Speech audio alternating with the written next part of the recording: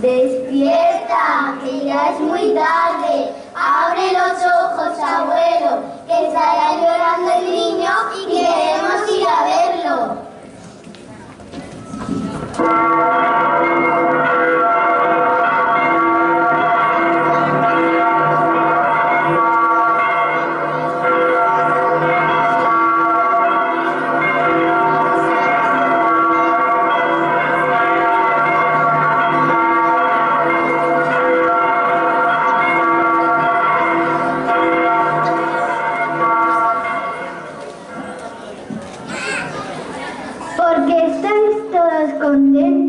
Porque suenan las campanas y que es ese resplandor que se ve por las montañas.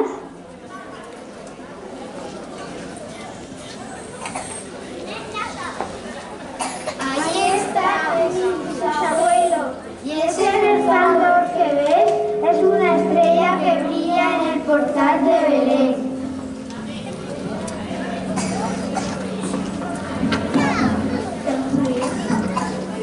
¿Qué te parece, abuelo, si le llevamos al niño rollitos de mazapán y una cestilla con higos? ¿Una cestilla con higos? Pero si el niño no come, será mucho mejor que le llevéis biberones.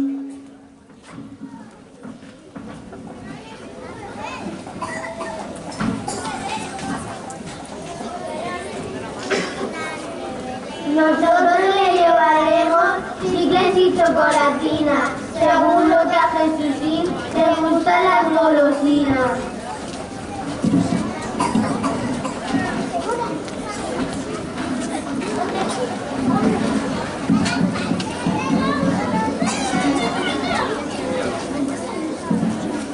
Vais todos bien abrigados, está fría la mañana.